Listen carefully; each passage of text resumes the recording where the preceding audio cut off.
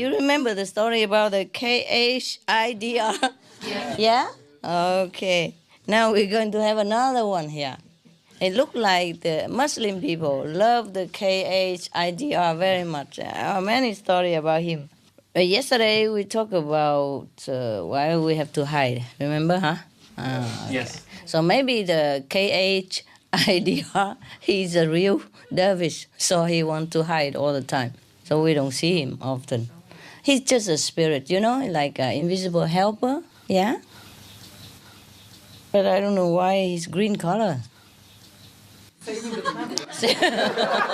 Green. Go green, huh?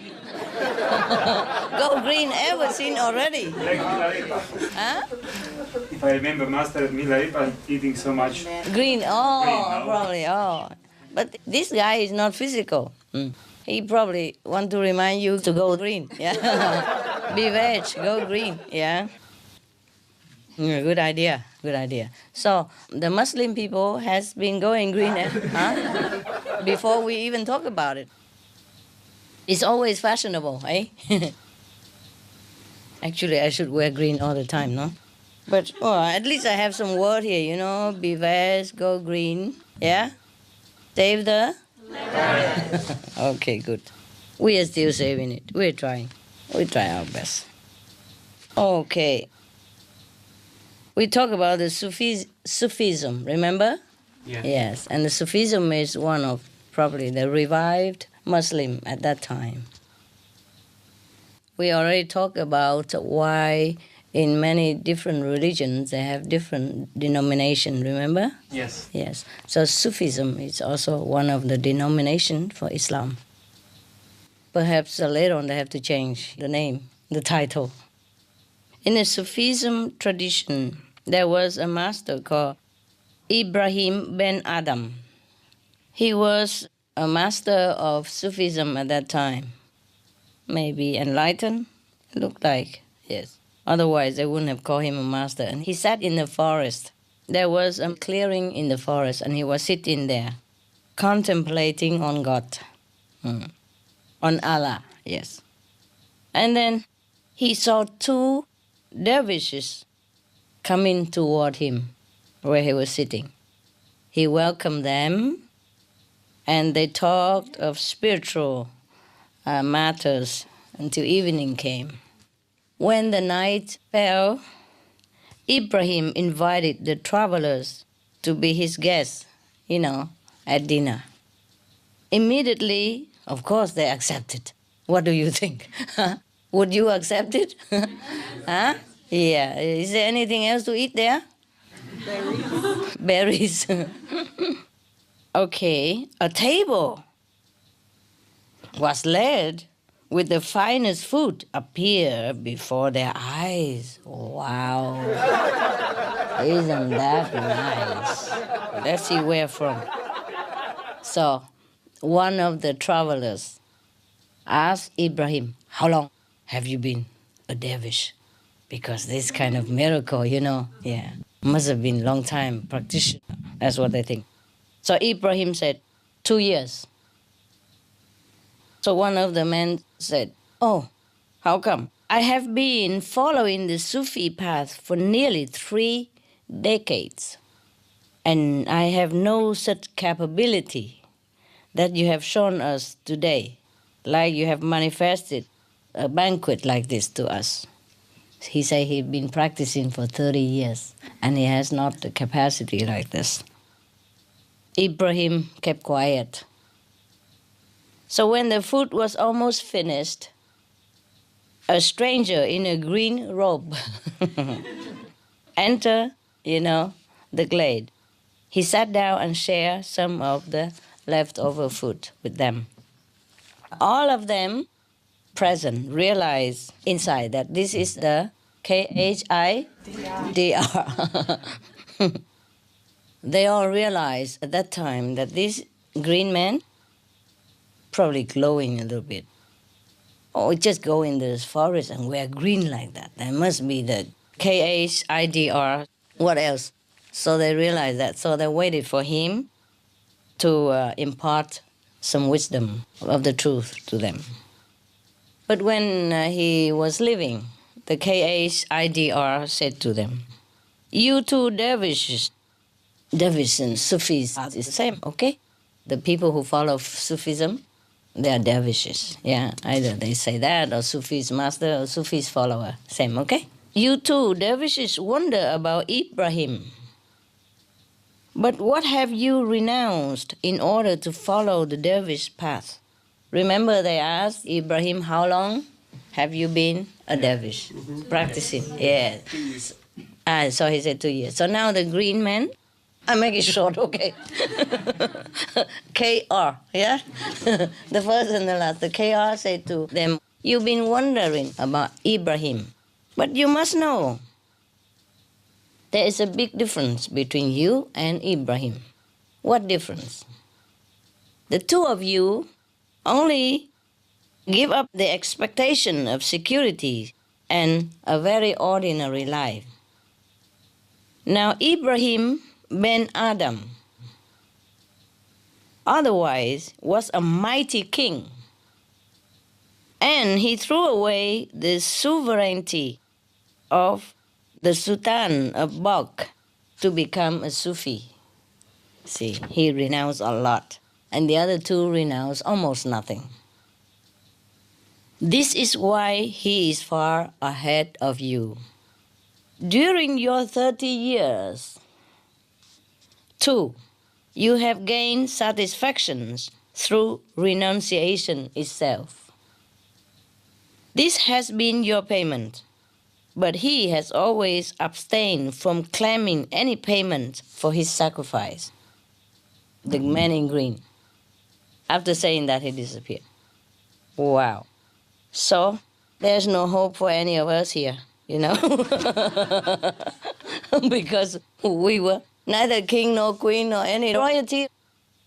You see, there is a difference.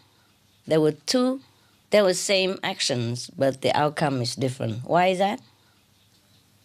Huh? The motive is different. Yeah? Expectation different.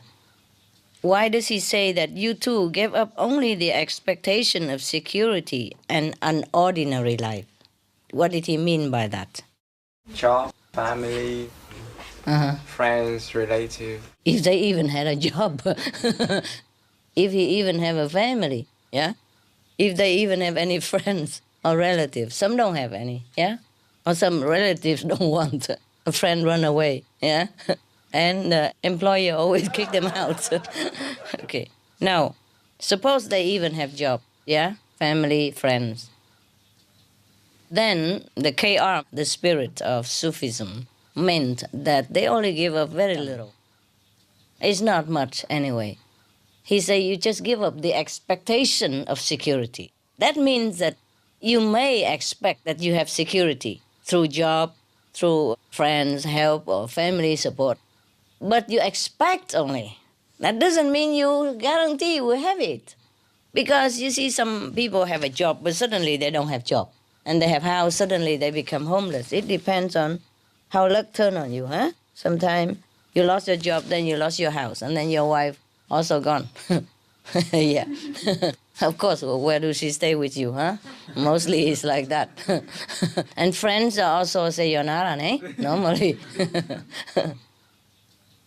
Remember the joke I told you about the bank director, yeah? The man went home and was very sad. And his wife asked him why. He said, I lost half of my friends since I lost my job as a bank director. And she asked, what about the other half of your friends? They don't know I lost my job yet. Yeah, that's what it is.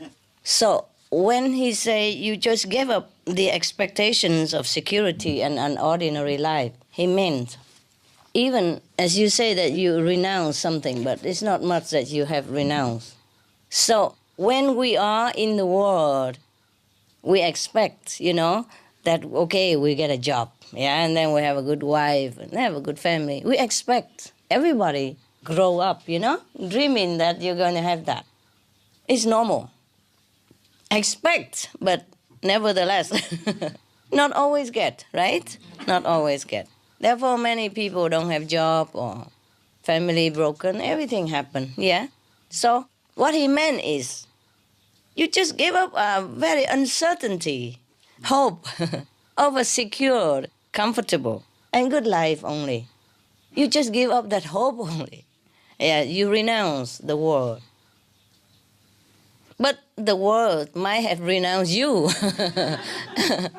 If not now, maybe later, yeah? Or already did, yes.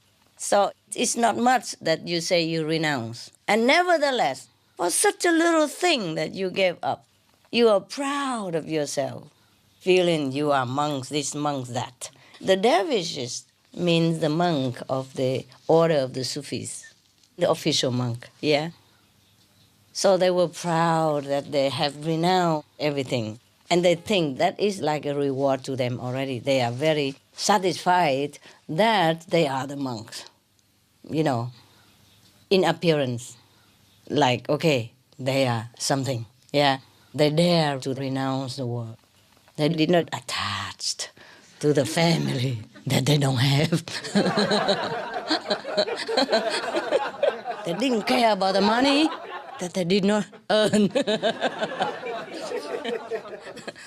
They didn't cling to the house that they mortgaged, that the bank took away already. Or for example, you know, even if we have job, we have family, there's no guarantee at all in this world. So if we renounce just a little bit like that, it's not much in any way. Even then, it's difficult, I'm telling you. The KR say that the reason Ibrahim has such a merit, you know, and couldn't even acquire some magical power is because he renounced a lot.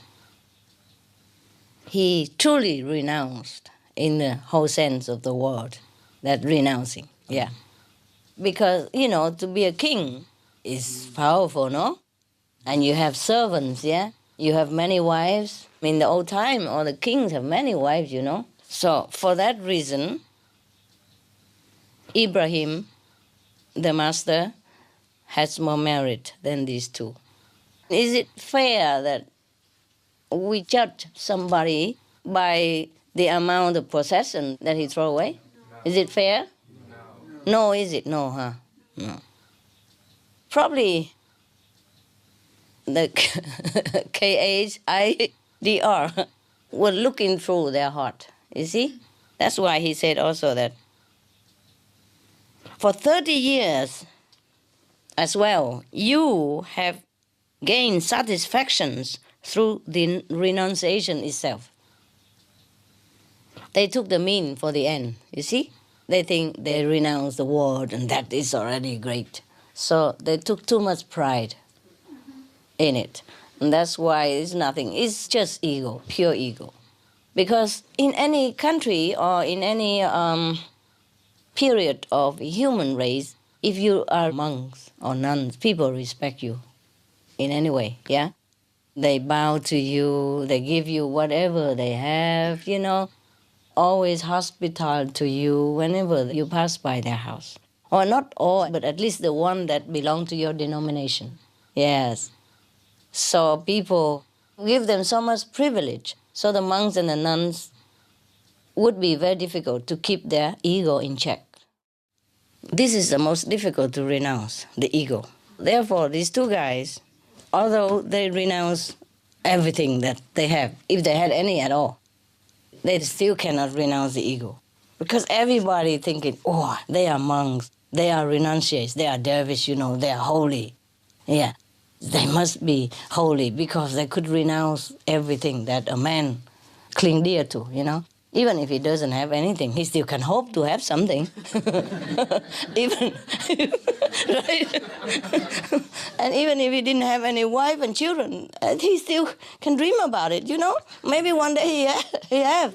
So, to completely give up all this hope and expectation, it is already something, no?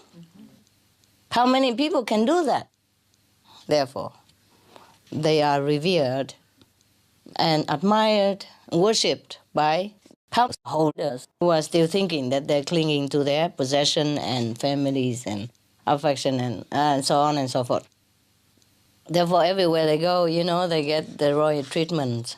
So how can they ever be able to cut the ego? This is very difficult for them.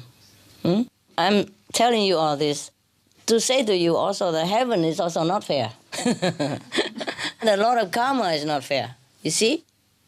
Ibrahim, the master, had this kind of magical power. It's no big deal, is it? He attained maybe astral level or a little bit above yet, so he can have this magical power. But it's already something, of course, yeah? He needs it in the forest. He can't go shopping, no? He's in the forest. He has no car at that time.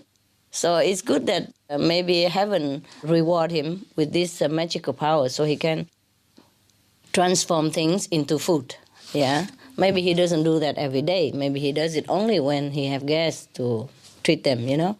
Good guests. So now, it's not fair, is it? Because the king, why could he be humble and satisfied now as a renunciate? Even though he looked for God attainment, yeah, to be one with God, fine. But for him, even though he renounced everything that is hard to renounce, of course, being a king and all, but still, you know, it's easier for him now because he knows everything already. He had everything already. And he knows that he could even come back if he wants to. So it's easier for him to be satisfied with less. And he has been used to with respect, yes, and revered by the whole country. So for him, probably he had enough. Yeah, he doesn't lack anything anymore inside, you know. He doesn't have the inferiority complex. He doesn't need any reverence from other people. Besides, he left the city. He went into the forest. Nobody there to test him. Yeah, nobody there to grill his humility or his ego or nothing. So it's easier for him to renounce that way, no? So I don't think it's actually 100% fair to judge the two monks by not being too humble and to praise King Ibrahim for being, too modest. But maybe it's just the inside, you see? Yeah. It's not that easy either. It's not that easy either. Remember the story I told you long ago of a prince, yeah? He thinks he renounced everything. He wants to come and learn with the famous master, enlightened master. And the master thinks that he's not ready. So he did not impart to him anything yet. He makes him work and wait. So the wife of that master feels sorry for the prince and say, why don't you give him something? Initiate him. Give him some instruction. You just let him work and wait like that. He's a prince, and he renounced everything to come here. He didn't even bring servant or anything, so he's already very ripe. He's good, he's humble. The master said, you wait and see. Tomorrow, you throw garbage on him when he passed by, see what he say, and then come back, tell me. The prince came in the morning passing by, in front of his house, and she throw garbage, from the second floor, she throw it on his head. And he got mad. You, whoever did this, must know I'm the prince so-and-so. If I was still in the palace, you see what happened to you. Lucky to you that I, try to be humble here, etc., etc. Okay, so the wife told the husband, yeah? Master husband, and he said, I told you, he's not ready. Okay, long time afterward, the prince was just trying to calm his mind and do some work for the master and serving in all humility, yeah, still outwardly, apparently, very humble. Do everything master say, yes, sir, yes, sir. And then the wife, felt sorry for him again. And he'd been working here a long time and he does everything we ask without complaining. He eat what we eat. He slept, the way we sleep on the floor, and he wears, humble, very tattered clothes the way we have. He doesn't ask for anything. So he must be right by now. He must be ready. He's a prince, Come here. And the wife also prestigious disciple, of course, nah? Yeah. Imagine if it's on the news, nah? CNN, 6 o'clock. Okay, love it. So the wife keeps saying to the husband, the master, please give him something. She worried that he will be out of patience, yeah. Maybe she felt sorry for him, maybe because the wife is not necessarily be as a high level as the husband master, no, even though they're together, but doesn't mean that the wife is the same level. So she judged differently than the master, yeah. She didn't know much of the human inward development. She kept edging him to give him initiation. What if he run away and then we lost the big disciple, no? Big fish, no? Yeah. So the master said to her, no, he's not ready yet. The wife could not believe him, you know. After all this apparent humility, you know, and so diligent work for a prince, you know, his hand already calloused and his feet, he walk barefoot, it is already look like a farmer now, and he wear tattered clothes and eat coarse food, and he doesn't look like a prince anymore, and he still hang on, yeah. She felt that he's good, and very, very sorry for him. But the husband, the master husband said, okay, never mind, okay, tonight, you fill your night pot with everything you can. You know the night pot? Yeah. And then in the morning when he passed by, you throw it on him. In the old days, they don't have toilet in the house, nah?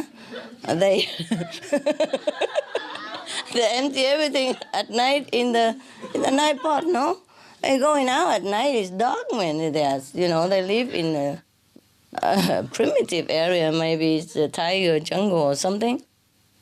Yeah, and it's dangerous to go out at night, so they do it in the house, in the night pot. In the morning, they put it outside for the scavenger to take away. That is a normal thing before. That's why the scavenger have the job to do. Okay, now, in the morning, you throw it on him, and then you tell me how he reacts, and then we will see, okay? In the morning, she did exactly what the husband told her, the master told her. And then the prince, oh God, he jumped around and he smelled himself and he cursed heaven and hell, you know. But of course, afterward, he felt that he should not do that. Of course, he knew a little bit, but he didn't know who did it anyway. Okay, fine. So the husband told her, told you? Told you? He's not ready. He's not ready. So the wife didn't say anything anymore.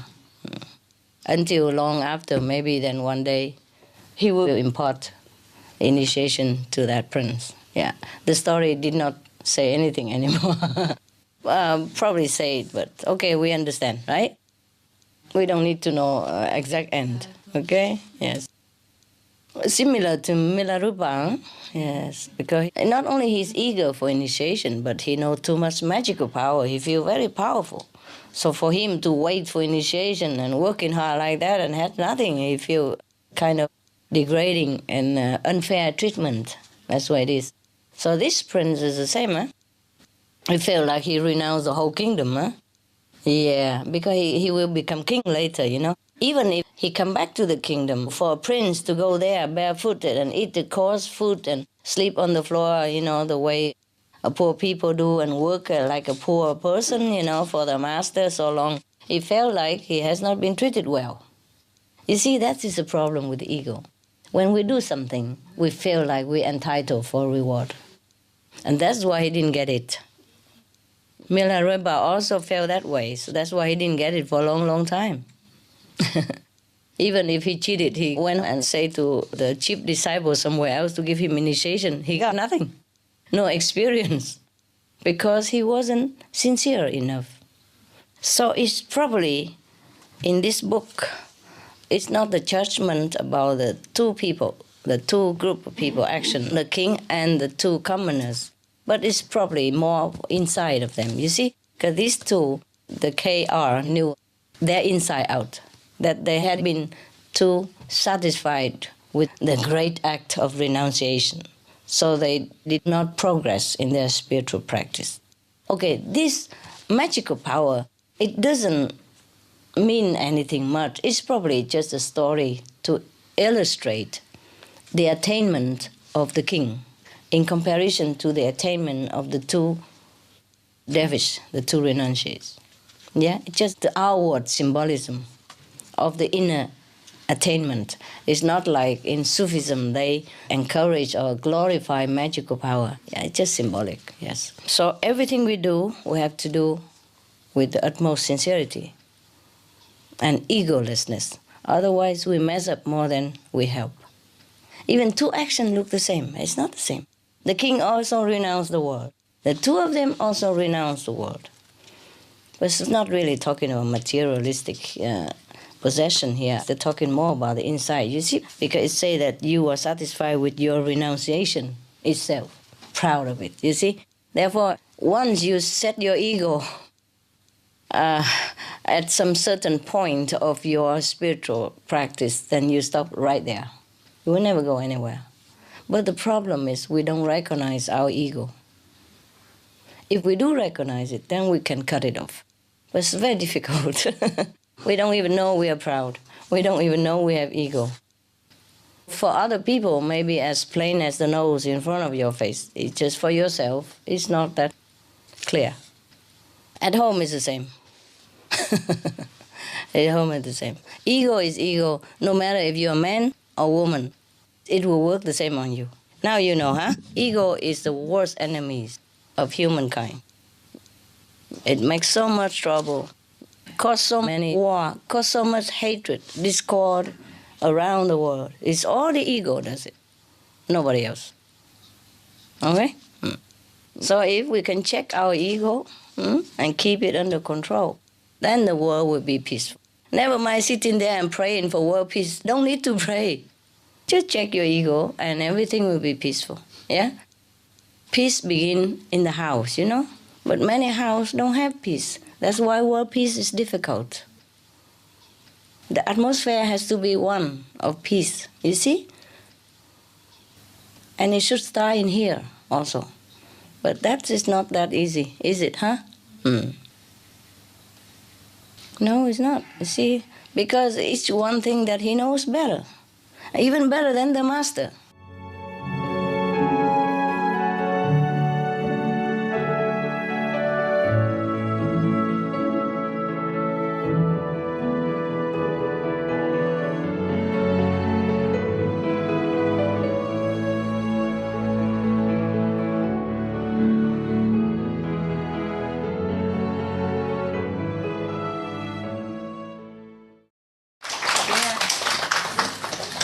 Hello.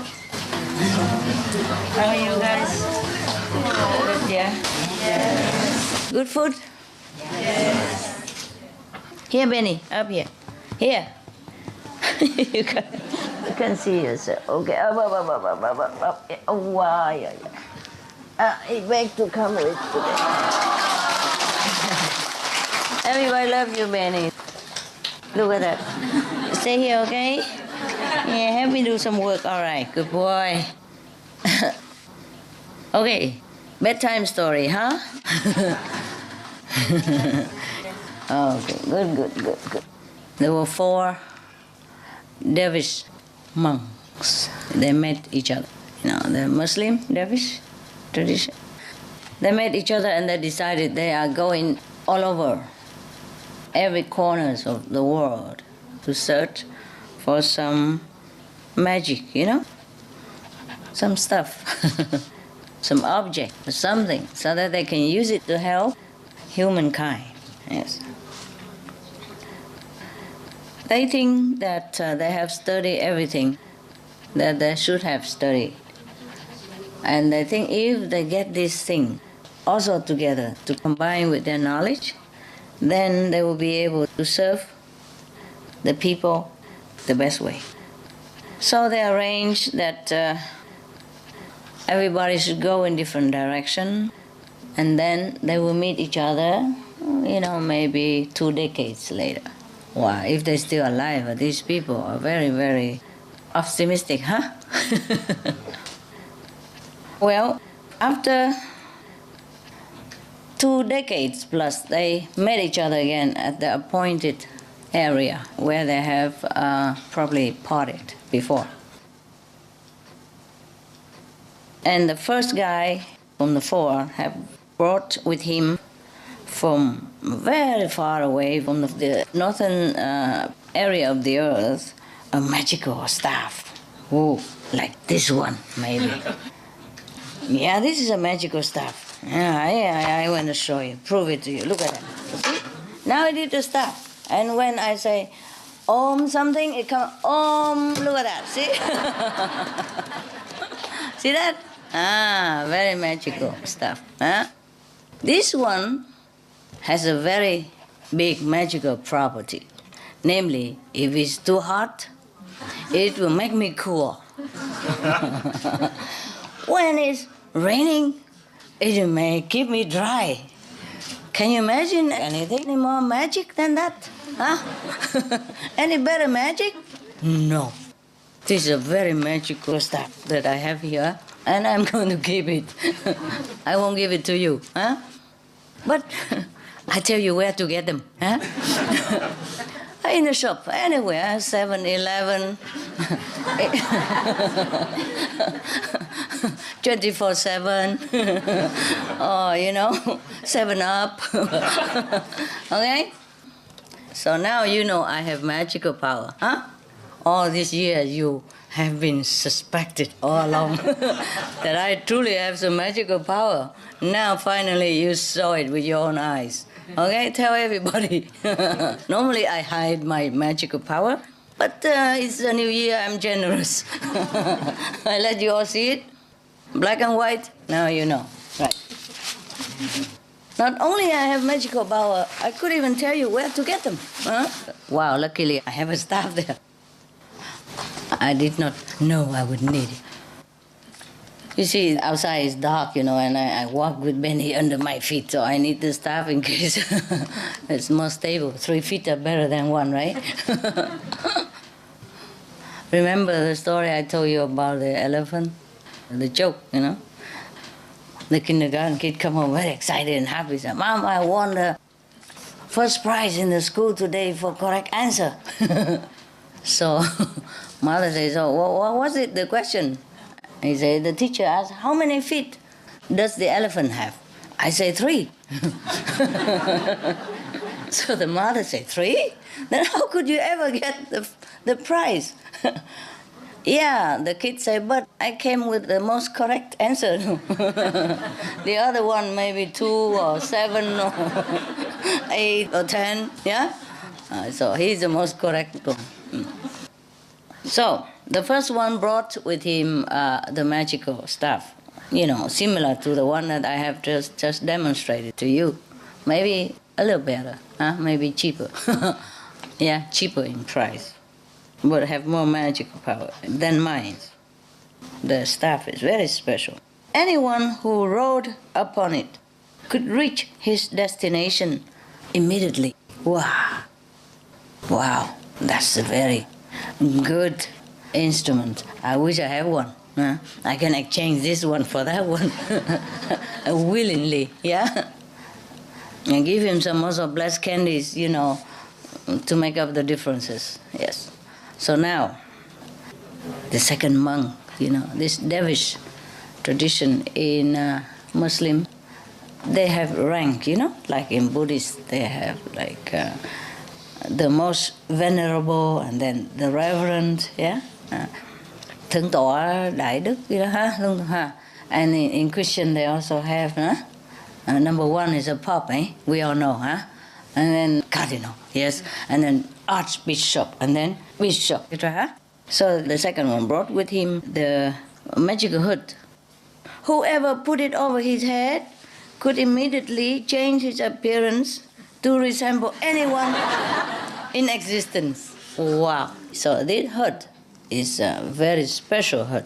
If you put it on your head, yeah, and then you look exactly like whoever next to you. So that's a very good disguise, huh? The first one brought a magical staff. The second one brought a magical hood. The third one, he brought with him from the very extensive travel in the East, a magic mirror. Something I have here. Something like this, a mirror. You see? It doesn't look like anything. Does it look like a mirror to you? No. Look. See, magic mirror. Wow. Who's the prettiest in the land? Who? Me. Look familiar. Must be that one. Okay. So he brought a magic mirror here. This mirror is very special. Whoever look into it, you can see everywhere in the world. We always heard about this crystal of the white witch, of the magician. So maybe it's like a crystal. If you look into that mirror, you can see any part of the world at will. Yeah, like, okay, I'm looking into it now. My magic mirror. I can see any part of the world. Wow, look at this. Yeah? You see? Everybody from all parts of the world come here. So I can see them all. Oh, wow, wonderful. Look at that. Huh? China, Vietnam, Korea, Cambodia, USA, Thailand, Singapore, South Africa, Japan, Hong Kong, Taiwan, France, yeah? Malaysia even. Oh, look at that, huh? West, east, north, south, huh? South Korea, no? Okay. North of Taiwan, no? Okay. This is a magic mirror. I can see every part of the world. Now I'm looking at USA. Look at that. See, I can see USA. South Africa, for sure. Are you in South Africa? Yes or no? Yes. Yes, see that? Are you from Thailand? See Thailand. Taiwan? Taiwan. See, I can see Taiwan from my magic mirror. Wow. This is truly a magic mirror. I'm telling you, you can buy them. Cheap. A few dollars. I have everything. Look, I have a staff. I have a magic mirror. And I have an invisible hood that whoever nearby, I look like that person. The four dervish.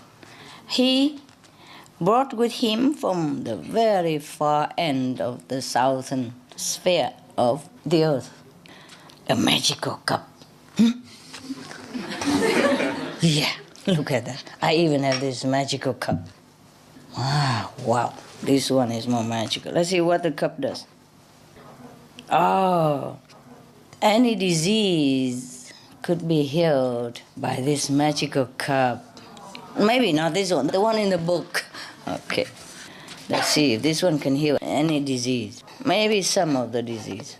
You know, like thirsty disease, yeah, dehydration disease, sleepy disease.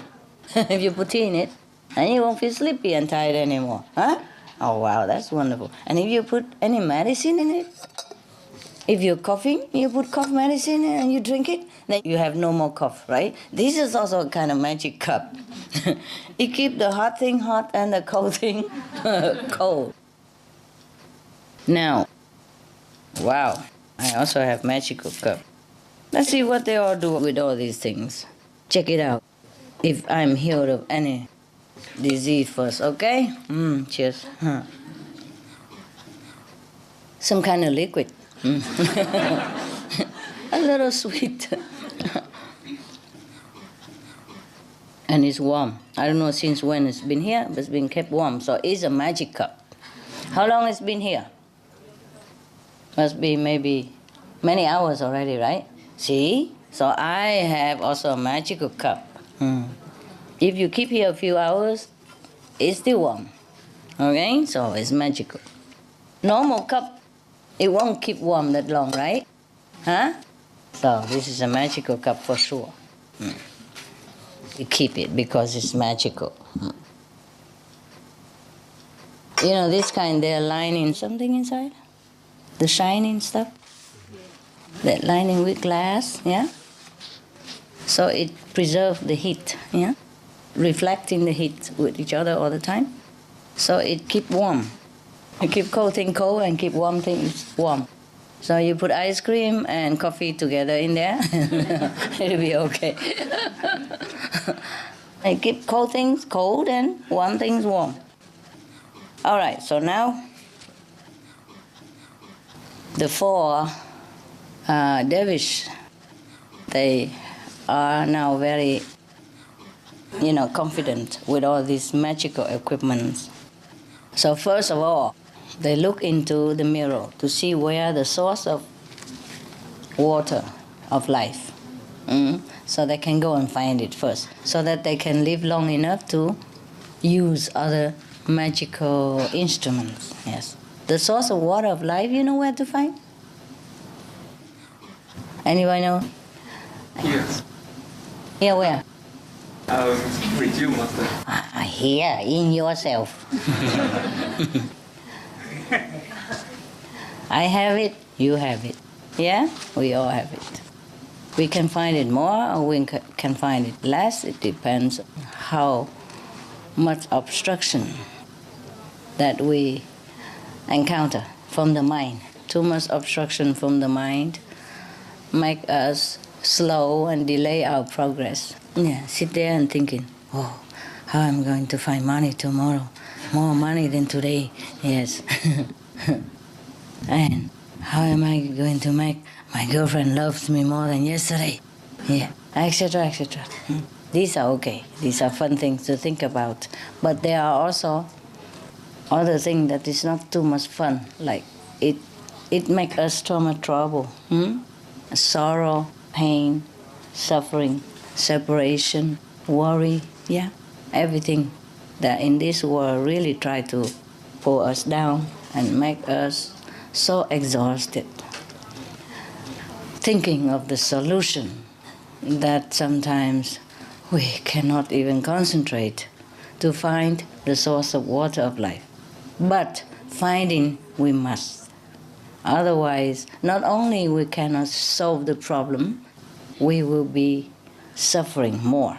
So meditation is not like for God or for Master or even for the world yet. First, for yourself. Because without it, without water, we die of thirst. Without the water of life, we suffer. Yes, we die inside. We die so much that we keep dying and dying and dying. And it's a very horrible situation if we don't have the source of water of life. If we don't find our wisdom quick enough, then we suffer a lot. N'est-ce pas? Yes? Yes. Now, they have found the fountain of life. They flew it on the magical staff together. See, they arrived instantly with the magical staff. And they drank the water. And then they recited some magic mantra to see who needs their service the most at the time, who is the most in trouble, who is the most in need of their help. So in the mirror they look. They saw a man who was dying. He lived very far away from where they are. But yeah, no problem, they have magic staff, right? It's just mounted on the magical staff, and then in an instant, just an instant, they immediately arrive at the house of the needy man.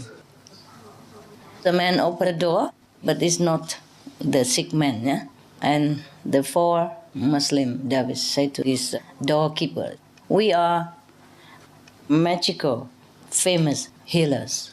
Your master of the house is sick, we understand. So we want to come in and cure him.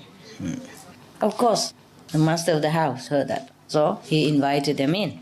Oh, but as soon as this man saw the four dervishes, his sickness became worse, like he has been hit by a stroke or seizure. Ooh. So immediately he ordered his servant to throw them out. Who wouldn't? Huh? Would you? somebody come and say, oh, he come to heal you, and when you saw them, you become worse. Your illness become aggravated. Wouldn't you throw them out? Yes. While they're being kicked out, the servant explained to the 4 monks that, the patient, the master of the house, he doesn't like Muslim. Yeah, he hates the dervishes. So now they came out, they put the hood on their head. Yeah. So they changed themselves into some different appearance, 4 completely different healers, so that the patient would feel more at ease and safe and accept their presence. Yeah, so of course, when they come in different appearances, and 4 different persons altogether have nothing to do with the previous 4 Muslims that had been kicked out. And the man accepted them, trusted them, because they appear in some form that the patient would trust. Maybe same religious order, yes, maybe same social status, yes, same clothing, or perhaps same hairdo, or even same high heels, who knows? Or same umbrella. All right, so the master of the house, namely the patient, accepted them, trusted them, because they looked like what he expected and looked like the ones that he is familiar with or would trust. Yeah, looked like trustworthy people. So he took the medicine from them. And as soon as he took something from this magical cup, he felt ever so better. Never felt so good in his life. Now, because this master of the house, the patient, he's a very rich man. After he was healed, he rewarded them with a beautiful house so that they can settle down. So they continue to stay in this house, yes, and every day they go out to different places and healing people, helping people, whoever is in need, and whoever accepts them. And so in this manner, they are serving mankind in different places, in different ways. One day, 3 of the dervishes went out, yes, and only the one with the magic cup stays at home. And then suddenly, the soldiers came to their house and arrested him, the one with the cup. He was very afraid, yes, to know what happened, but it turns out that it was nothing to worry about, because the king of that country had heard of their magical power. So he wants to take this man to the court in order to heal his daughter. Yes, his daughter is sick, that's all. Because she has a very strange illness that no other doctors can heal her. Now, he offered her some normal medicine that she has already been taking, but he put it in the magical cup. It didn't work because he forgot to look into the magic mirror. Maybe he didn't change himself to suit the taste of the princess. Maybe he looked too ugly. Yeah, and the princess feel worse. Maybe the princess was in love with some handsome guy. And this man looked like the worst of all the guys that she have made. Make her sickness worse, hopeless. Oh, terrible. Because the medicine did not work, even though he put it in the magic cup. The king ordered him to be nailed on the wall. Oh, that's terrible. If cannot cure, why nail people? Huh? What for? Just throw him out, that's it, right? Well, it happened, even sometimes the most famous doctor cannot always cure a person when that disease is incurable, right? It happens, yes. So I don't know why this king is so fanatic and bad. Anything at all, just kill people. Anything at all, nail people. Yeah? Terrible. The dervish monk, of course, tried to explain to the king that maybe he has lacked some time and some consultation and some special ingredients. So please let him have a little bit more time so that he can come back and cure the princess. But the king, hot temper, very dictative. He doesn't believe it and thinking that the dervish tried to buy time so that he can escape. Oh dear. So now he is on the verge of being executed. Yes. And the other 3 monks came home and they didn't see him anywhere. So immediately they looked into the magic mirror to see where their friend is. And they found him. They know that he's going to die soon. So immediately they wrote on the magical staff, go there and rescue their friend. But the king's daughter cannot be cured. They cannot save her because it's too late. Because they cannot find the magical cup anymore. Even that. And then when they look into the mirror, they saw that the king has ordered the cup to be thrown into the ocean. A very deep ocean. Now, how can you find a cup in an ocean? It's so deep. Huh? I don't know if the magical staff can bring them, through such a amount of water like that, Maybe they go, cannot find the cup. Maybe go down, then stay there, who knows. But let's see what's going on. The deepest ocean in the world is where the cup is. Yeah, that's where the king ordered to be thrown into. What kind of king is this? Must be the king of devil, King of Maya. These stories are always symbolic. The magic cup is what? Enlightenment, no? Yeah. And the deepest ocean is what? All of our trouble, sorrow, obstruction, that we can hardly get out. Even though we know where it is, we couldn't find. Yes. So, even though they have a magic staff and a magic hut and magic mirror, it took them 1,000 years to recover the cup. No wonder. Probably they have to pump all the ocean water out. Or at least not so deep, even with magical staff. Go down in such a speed. Even then, if you go in the water, you right?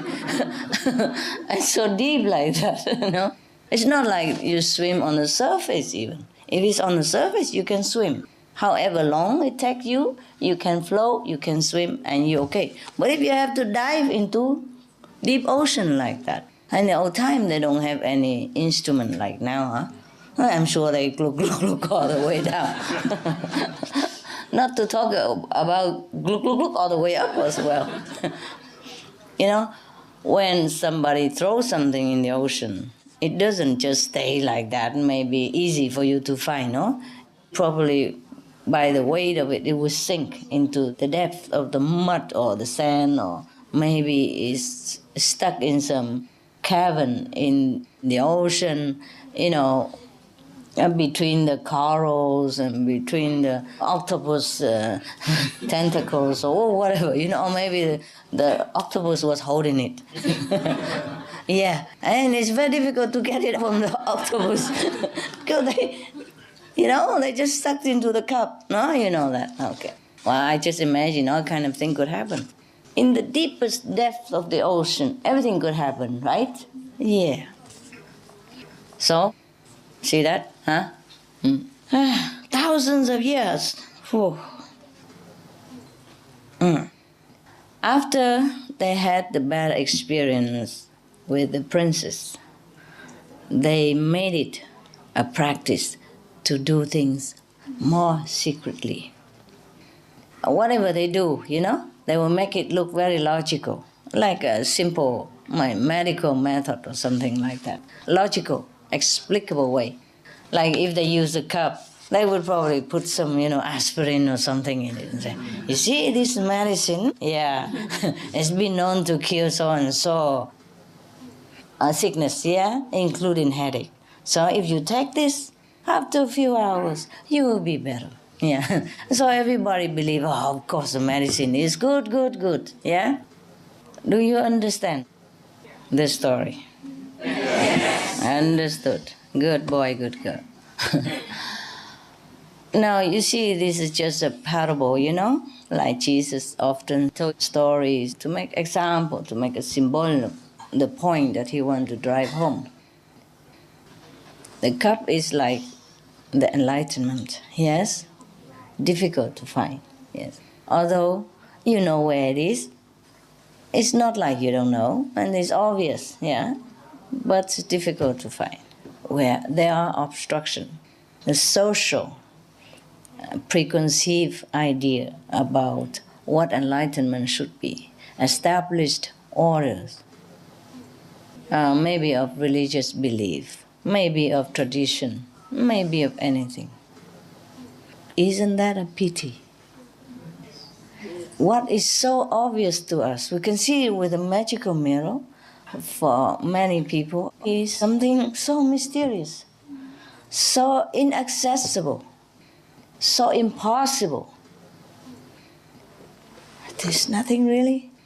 It's yours. You have it. All you do is just get in touch with it. Then you have everything else. And then all your worry, your anxiety, yes, your trouble will disappear. Trouble, anxieties, worries, they are also diseases, yes?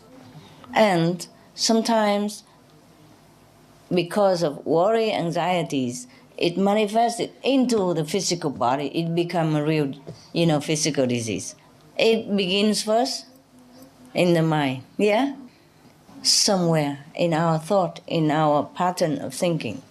They call it stress sometimes. I'm so stressed out, I freak out. Something like that. Who is it that freak out? It's not the body, it's the mind, isn't it? Yeah? You worry so much, or you're so distressed that you say, I freak out. But who is the I that freak out? Huh? Because if it is the body, then when the dead man laying there, he still has the same body. He has the same body, but you can stay there and curse him for thousands of years. He would never move. He would never freak out. He would never stress out. That's what it is. So it is the mind that stresses itself out, or it freaks itself out. So whatever it is, it's all from the thinking first, right? Yes. It's very difficult to control that, even though we understand that. Oh, have nothing to do with my body. Okay, you can continue worry. I go eat, I go drink, I go meditate. Difficult, huh? Difficult to say, I don't care about you. I just go meditate. I just go pray. I just go listen to music. I just go dancing. Very difficult, isn't it? Yes, difficult. Okay, sometimes people think, okay, I go dancing and I forget the problem. They might forget for a few moments, few hours, and when they come back, the problem is still there, right? Again. The same. Nothing changed.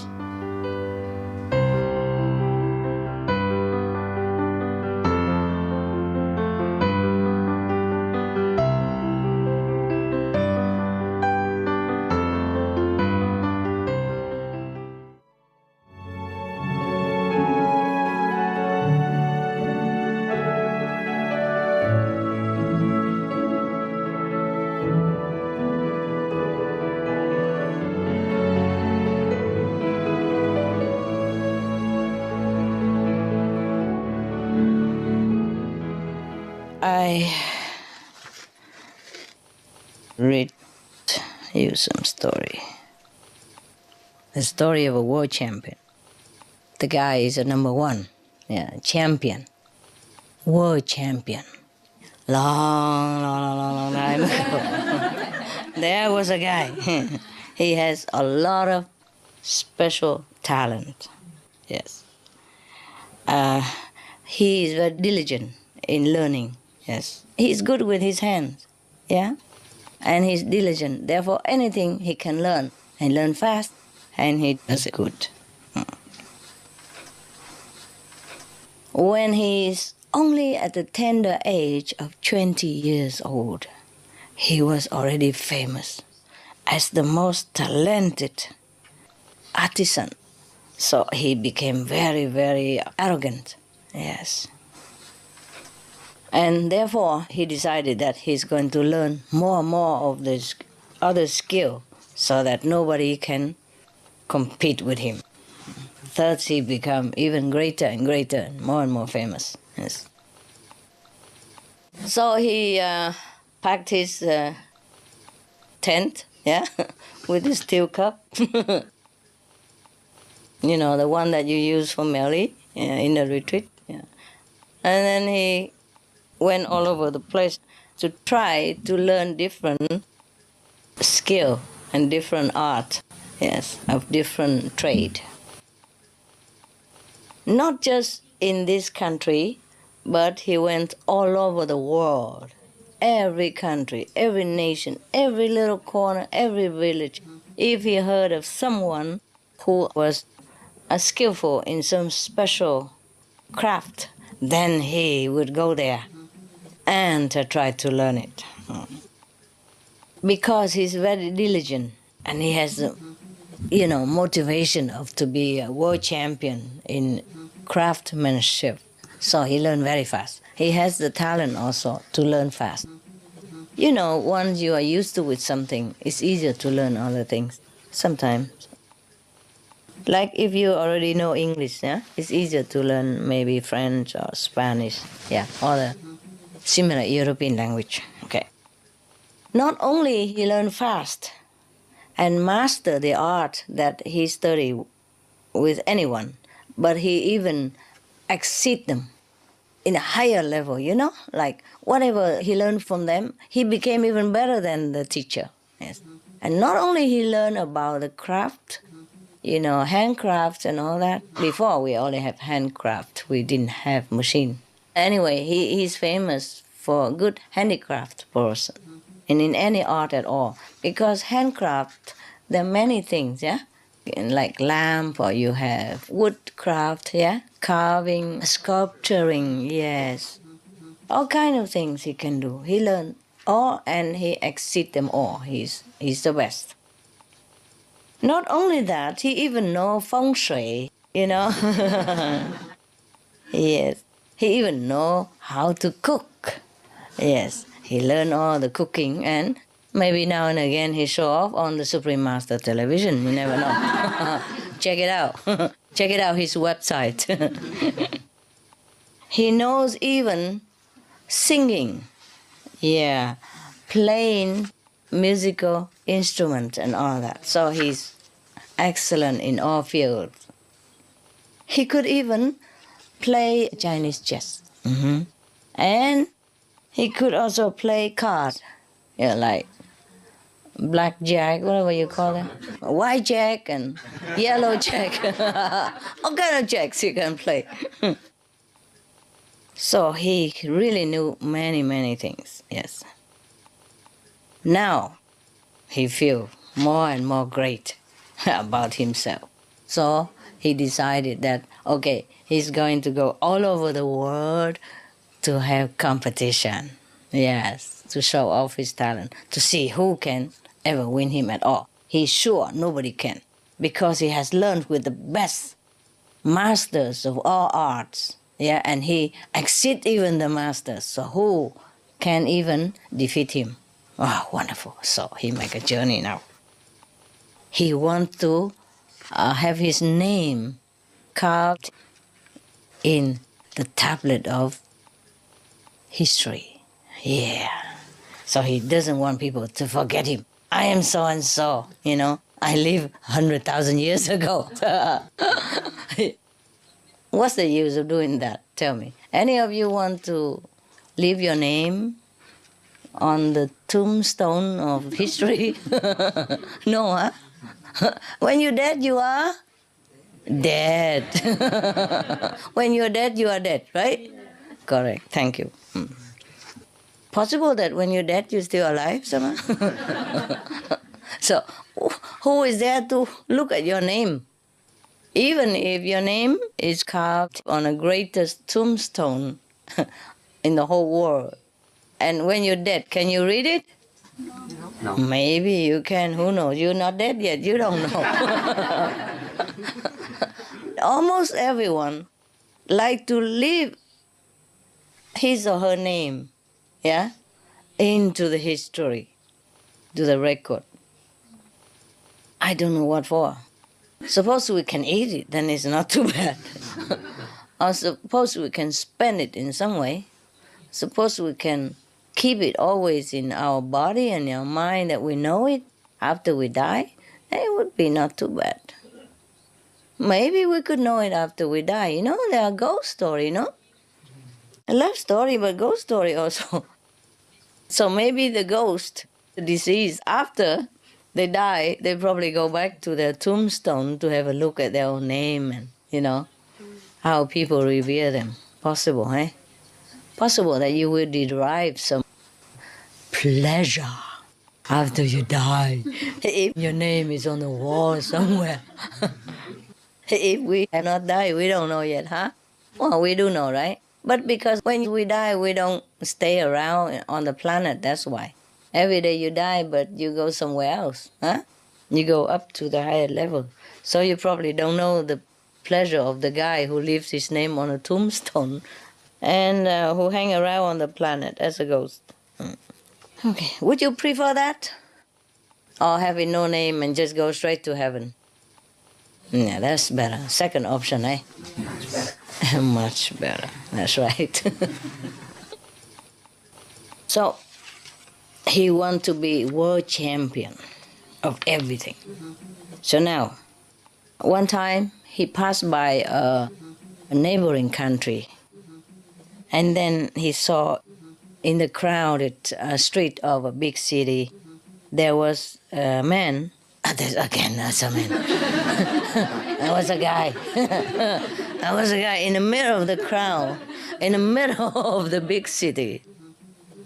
You see? So when there is a man, even in such a crowd, such a big city, you notice him right away. He's a man. Yeah. He was selling bow and arrows. Okay. This man is also a kind of repairer for this kind of thing, a bow and arrow, yes. And then he was standing there with everybody else, watching this master of the craft, like bending the wood and taking out the arrow and twisting the wire, and things like that. It's very, very fast and very flowing, so skillfully, so masterly. And he was standing there and he looked. He felt too bad already, that he didn't know this thing. So he was thinking to himself, if I'm going to compete with him in his craft, I'm sure he will win. Yes, because he's too good. So he come and, pretend to be humble himself and learn the craft from the man. 3 days only, he learned everything from the master. Not only that, as usual, he could make it faster, better, more skillful. Better than the guy. Yeah, this is special. So he say goodbye to the master of the bow and arrow and then leave again. And then one day he passed by a river, so he need a boat, So he was sitting on a boat. And there was a boatman who was rowing the boat. And he looked at him with his big muscle, you know. The boatman with big muscle, like this, you know, similar to this. See that? Yeah. So he was thinking, oh, lucky I have not dared him to compete with me in rowing boat, or else I will lose for sure. So he was also begging humbly with this boatman to learn the art of rowing. Yeah, 2 days only, he succeeded in knowing how to row the boat. And even better than the teacher, of course. Huh? He's a champion, you know, he's a guy. Huh? He's a Z guy. Okay. And then one day, you know, he went past another country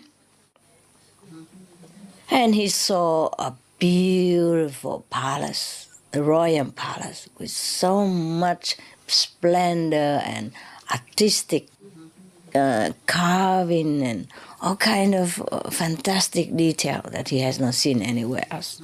So he was thinking, oh, this must be an extraordinary architect. So he, of course, keep asking people about his address, his email and all that. And then finally found the architect. And also learned with this architect. And after not long, he also succeeded becoming a fantastic architect himself. A real one. You know, with graduation, yeah. The professional architect. Now he said goodbye again and continue his way. Trying to, you know, make competition wherever he goes. He went around about 16 countries. Won so many championships. Everybody who competed with him lost, yeah, for sure. So in the later days, when anybody or the best of the artisans heard of his name, oh, they bow their head in awe already. Yes, they don't dare to go out and compete with him ever again. All of them. So now everybody praise him as the best artisan, the one who make craft, all kind of thing. He is the best artisan in the whole world. Yeah, now everybody, you know, worship him, revere him, praise him. Everywhere he goes, everybody know who he is and what he is. So he's feeling very proud and happy. For a while. You know, let's face it, even if you're the most famous person in the world, how long will you enjoy your fame? Huh?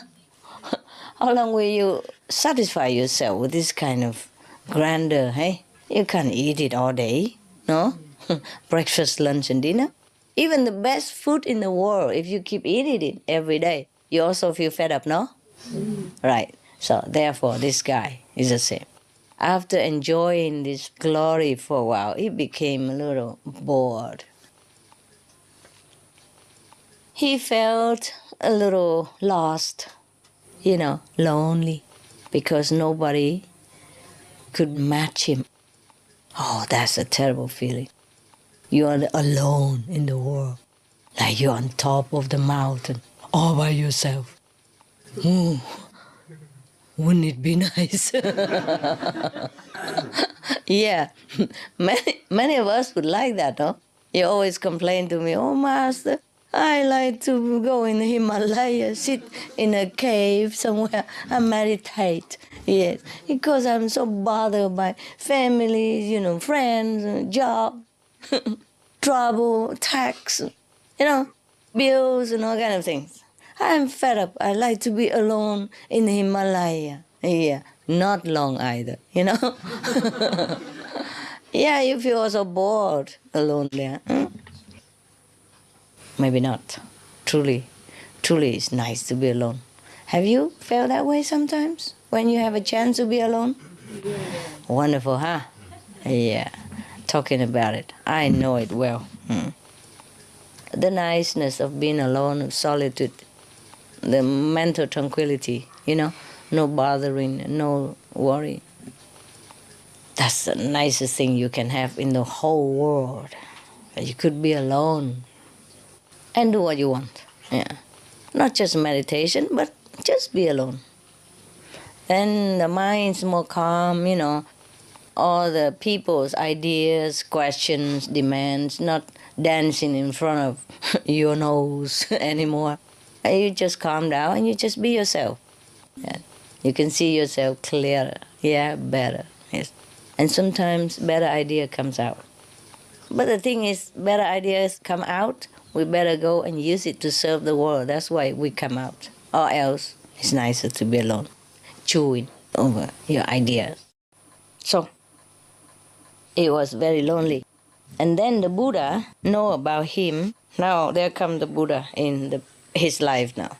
The lonely and isolated and, too much of the good things. Like, the Buddha wanted to help him, this champion. So Buddha, of course, wear the monk's robe, like a bhikkhu, and then he has a arm bowl with him, for food. And he came and meet the guy.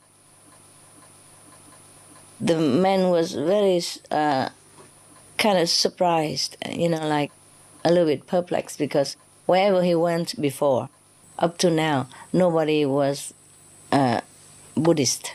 There was no Buddhist where he has traveled. So he doesn't know what kind of clothes the Buddha was wearing. He felt, this is a very funny clothes. So he asked, the bhikkhu, the monk, he called it bhikkhu. I have gone, visited many countries, but I have never seen anyone who wears such clothes like you do. What kind of profession you have?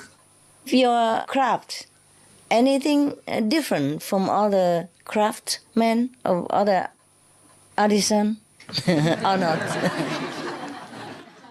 So the monk, who was Buddha, answered him, say, my profession is repairing the mind and the body. Like speech, body and mind, something like that, Okay.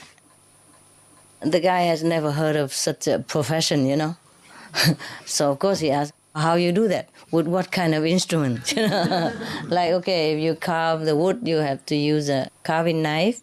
You do the sculpture, you have to use sculpting instrument. And what kind of instrument you're using to repair the body and mind? Yes, this is a very strange profession. And he was very surprised and interested. So the Buddha, of course at that time he doesn't say he's a Buddha. And the guy also wouldn't know what the Buddha means anyway. So the Buddha explained to him that if a person who wants to repair and adjust his body and mind, whoever wants to do that, must have a very special talent. Yes. That you can have a victory over yourself first. Because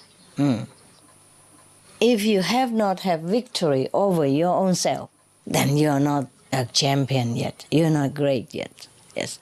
To be able to be a great person, you must be able to win over yourself, not somebody else.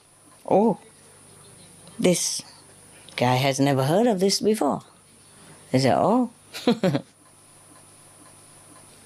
If, the Buddha continued, if a person has attained this state of his mental victory, over his own self, then he became a very bright, illuminated person. And his illumination, his brightness around him could pierce, all the corner of heaven and earth. Yes, his light, the light from him will pierce heaven and earth. So this man, of course, doesn't know anything like this before. Yeah, how can you even have light that pierces every corner of heaven and earth?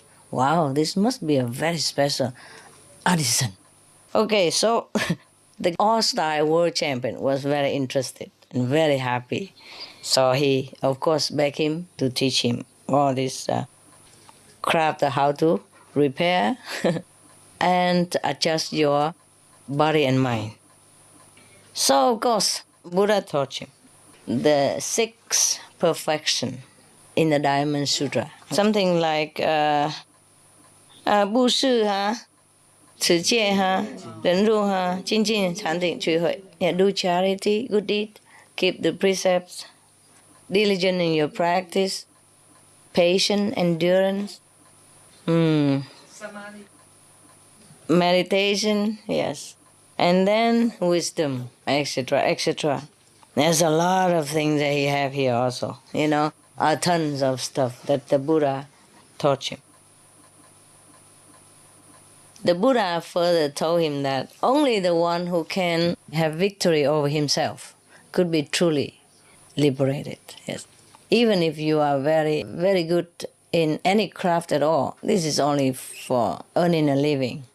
Even if you win over the whole world, you're champion of the whole world, this is only temporary. Yeah, nobody remember afterward, and you can't do much about it. You still die like everybody else, and you will not know where you're going. So, the Buddha kept teaching all that. He said that if you learn to have victory over yourself, that is the best victory, the only victory you should have. And then you will be able to liberate yourself from the circle of life and death forever. I agree. Oh, don't you agree? Yes. Could be like that, huh? Should be like that. Yes. So after just listening to the Buddha's advertisement, the champion, of course, loved very much and, respectfully bowed to the Buddha and request him to teach him. After a while, he also became Arahant so quick. Luckily, he didn't surpass the Buddha like usual. Become Arahant. That is a very enlightened person already. This is a story in a Buddhist scripture. Huh? Probably it's a true story. Yes. I don't know who told the story. Maybe the Buddha told his disciple and the disciple recorded. So the champion of the world became the champion of himself. Once you become Arahant, that means you have cut asunder all the ego, all the obstruction that bind you to this physical and temporary world. Even if it's temporary, but if you don't cut asunder this bondage, then it's going to bind you forever. Not just this lifetime, but later on. So the guy truly became a champion. Put it that way. And that was long time ago. Okay? I hope you became one like that. All of you. Champion of ourselves. Master of yourself. The Supreme Master. That is the Supreme Master. You know?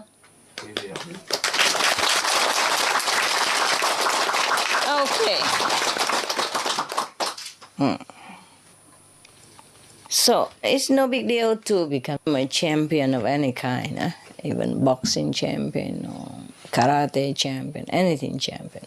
If we don't win over ourselves, then it's no use. We will die. A weak body like everybody else. And it's just good for the worm. At least good for something after we die. Okay. Now, this is a very good story. You know why? Not because he has win over himself, but because I'm surprised that such a guy, so talented, champion of everything, and still can have enough humility to learn with the Buddha and became an Arahant. That surprises me, and that impressed me a lot. Because most of the people in the world, if they are somebody, it's difficult to become nobody. Because in a spiritual practice, we truly have to become nobody in order to become somebody, right? The ego has to be gone so that we can do great things. Because ego is the worst thing that obstructs us all the time. If we think we are something, we are somebody, we are so great, we know everything, then it's very difficult for true knowledge to emerge, not like to get it from anywhere, but to emerge from ourselves. The ego is there, keep thumping our true self down, and we just think, oh, I am a good artisan, I'm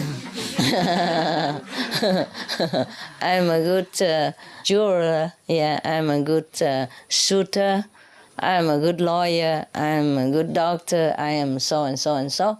But in fact, we are not only that. This is just the thing we learn from the world. Everybody can, yeah?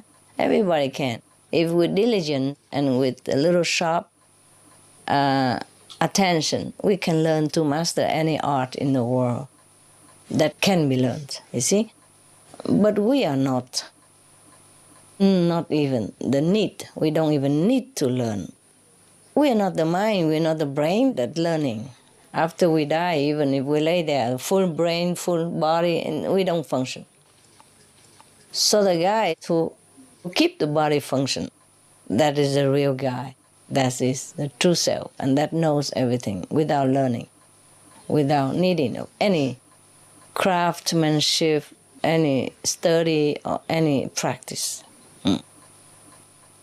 I'm really surprised that such a man like this, who knows so many things, who travel the world and master all kind of art, and still is humble enough to bow in front of a Buddha and accept him as a teacher so that he can repair, adjust his body and mind. That is difficult, eh? Very difficult already. But because he can do that, that's why he can learn fast and become Arahant very fast. I guess after he climbed up to the mountain of fame and glory, he realized in his heart that these are nothing. Nothing at all. But a lot of people in this world die for that, for this nothing. Yeah? A lot of war has been fought over this nothing. A lot of life has been lost over this nothing. Fame, glory, empty stuff. Yeah. I'm not talking about like somebody is already in the position of fame and power, but truly using the position to serve others. He has to continue because he wants to help others, either to help them in time of need or help them to know themselves or help them to stand on their own feet. You see, they're already in that position, they're doing it. But these people, they truly want to serve. They don't have the heart to want to gain something, even if they had the position, great position or not great position. It's not their motive to gain some attention. In fact, these people mostly, they don't really like attention too much. They shun the publicity. It's just that they have to endure it for the sake of doing their job. Like, for example, maybe you are president of the country, huh? Yes. It's not like you really wanted to be a president. But since you are young, you already groomed in a political party, yes. And because you're good, everybody trusted you, voted, yes, you to be presidential candidate, for example, like that. Okay, then you have known nothing else, then you just have to continue with your job. But not necessarily that you want that job. You do it because people trust you, because people want you to do it, to serve the country or to serve other people, to serve the world in whatever capacity. So it doesn't mean if you are president that meaning that you really want fame and gain, and not necessary. It's in the heart, yeah? No matter what you do. It's not the outside that counts, it's inside that you know yourself, whether you are stuck with the fame and glory or not, yes? But it happens like that. So in the old time, there are also many kings who executed his duty as a royal monarch but not attached to that position at all, whether he has it or not. If he has it, then he continues to serve his country. If it's taken away from him, hey, go rest. Go sleep. Yes. Like King Rama, remember? Yeah. Yes. Or some of other king. In Vietnam, there was one king like that. He refused to be a king. He renounced his throne and went into a temple in a faraway mountain, remote mountain, and tried to practice Kuan Yin method. What else? What else to make the king can even be so, confident and believing that he renounced the whole kingdom just to go in the temple somewhere in the mountain to practice? Without Kuan Yin method, we get bored after a while if we don't practice this method. The Kuan Yin method is the one that satisfies our longing. They make us feel okay. No matter how long we sit, we could sit. Yes. Yeah, whatever we do, we can do it. Yes, that's right. Okay, so this king in Vietnam, he renounced his kingdom, went to the temple, practiced meditation, wanted to be like a renunciate, like a monk. But, his destiny follows him. The whole court officials, namely led by the prime minister at that time, he brought the whole officials, everybody, from the royal court, he brought them all to the temple. And he said, okay, Your Majesty is here, we are here. Wherever Your Majesty is, then the royal court is. So the king has to continue his duty, Either stay there or go home is the same. They just say that wherever the king is, the whole royal court will be. That's it. That's just the famous saying of that prime minister. That means you can't run away from your duty. That's what he meant. So, of course, what do? You just go back to be a king again. Whether you are in a temple, a king, or you go back to the royal court and be a king, is the same. It's the same job. So might as well do it. Go home and do it. I guess he would go home and do it. I guess I would also go home and do it. What's the use of bothering all the poor monks in the temple with all this noise and ceremonies and stuff, every day they do in the royal court, 60 meals per lunch or something like that. So even if the Vietnamese king left the temple now and went back to become the king again in the court and continue, doing what he did and being what he was, do you think he was really attached to fame and glory? No. You think, now he feels sorry, regret, living in a temple is too poor and too ascetic, so he like to go back home and be a king and have power over the country again? No, No. Now, even if he's a king or not, he just have to do it, that's it. There's no attachment, no desire for fame and power in his heart. That is what it is. So it doesn't matter what you do, yes? It is your heart is important, whether or not you are attached. So it doesn't mean that if you're king or if you're president, that means you are hungry after power and fame. Not necessary, not necessary. So we cannot judge a person by his or her position, yes? But you have to know that person in the heart, Okay. All right, I hope you know your heart and that you are very, very attached to the world. All kind of things that bind you there and you liked it, Who knows, maybe. See you. Bye.